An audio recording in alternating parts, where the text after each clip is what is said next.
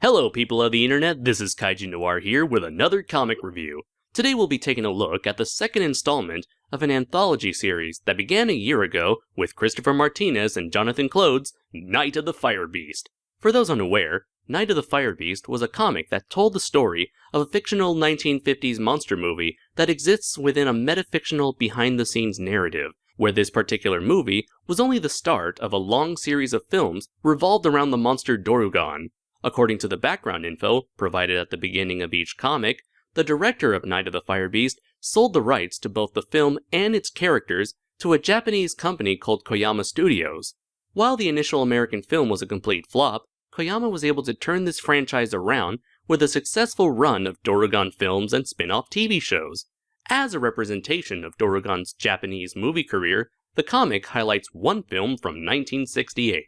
That being Fire Beast Dorugan x Garan, the horror from space.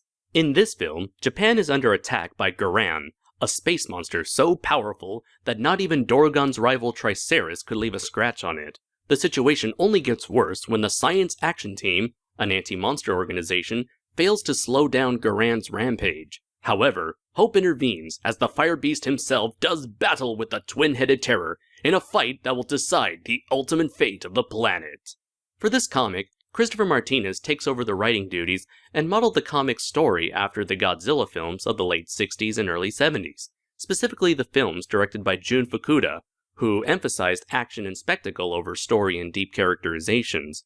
I feel like this was the best direction for a first-time writer to go in, since this style of storytelling helps play to Martinez's strengths as an artist.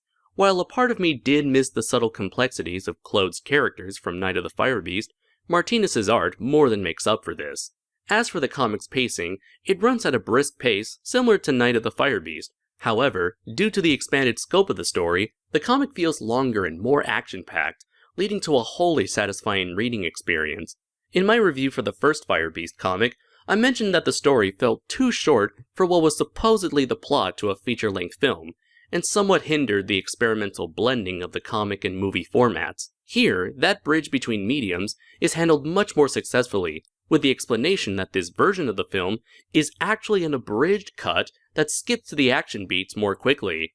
As a result, this cut of the film leads to several abrupt transitions between scenes. It's an interesting excuse for the narrative's short length, and perfectly ties into the comic's metafictional premise, given how often this has happened with the American versions of numerous Japanese films. The characters, which mostly comprise of the no-nonsense Captain Ito and his eager young crew, are very basic and only serve to move the plot along while dumping exposition along the way.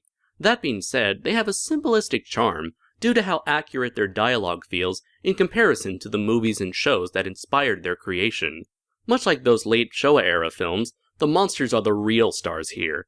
These characters are filled to the brim with personality, especially in the case of Dorugan himself, who is shown as a stoic defender of the planet with a hint of playful arrogance thrown in for good measure. Garan, on the other hand, is a complete bastard of a beast who revels in its carnage. Rather than trying to go in a realistic direction, the art in Dorugan x Garan is made to imitate the look and feel of a Silver Age comic, complete with dark shadows, minimalist backgrounds, and a bright simplistic color palette.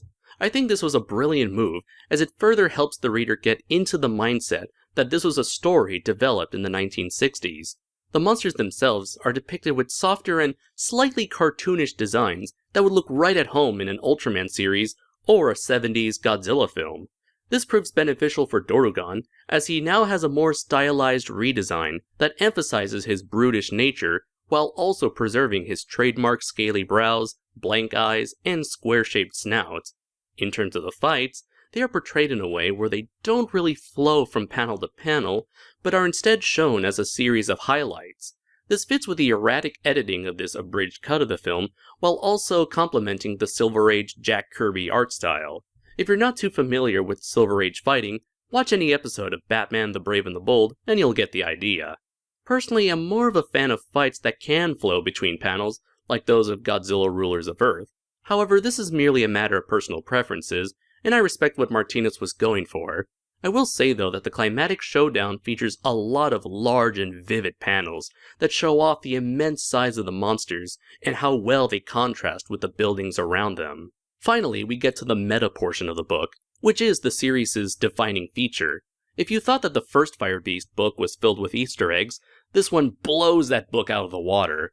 Thanks to the numerous set pieces, Martinez is able to include all sorts of references that any Godzilla fanatic will get excited over. For instance, we've got those beautiful strings that support the suits and models, Garan's lightning bolts that are unnaturally photoshopped so as to imitate Ghidorah's animated gravity beams, and finally, a scene that pays homage to one of my favorite moments in the Godzilla franchise, which I won't spoil here. Overall, Fire Beast Dorugan x Garan, The Horror from Space, is a comic that complements the first book while maintaining its own identity. While the writing may be seen as too simplistic by some, the comic easily overcomes this factor with its energetic tone, retro atmosphere, and childlike sense of wonder.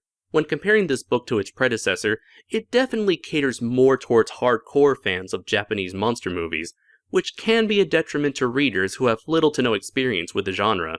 However, this was clearly meant to be a book made by a Godzilla fan with the sole intention of engaging other fans. Dorugan x Garan strived to replicate the most entertaining qualities of the late Showa Era kaiju films, and in my opinion, it passes with flying colors. As someone who has been a Godzilla fan all my life, I was definitely the person this book was made for, and I had a blast reading it all the way through. I'm giving Dorugan x Garan a 5 out of 5. If you enjoyed the short film Gehara, the dark and long-haired monster, then this is the comic for you, as it contains the same sense of passion that the parody had, along with a similar sense of humor that affectionately critiques the genre. Only this time it's from a Westerner's perspective. In fact, the more I think about it, this anthology so far has acted as a decent representation of the modern Western perception of kaiju cinema. Given how little relevancy giant monsters have in modern Japanese culture, outside of the gimmicky Ultraman and Sentai shows, this foreign perspective gives the Fire Beast series a much greater purpose, in that it details just how influential this form of Japanese media has been for us. To this day, the kaiju subgenre of science fiction continues to inspire us in so many creative ways across numerous outlets, and the Fire Beast series shows just how much we appreciate it. I can't wait to see what both Martinez and Claude have in store for us in the future, as Dorugan will indeed return with Fire Beast Legacy. Until next time everybody, take care.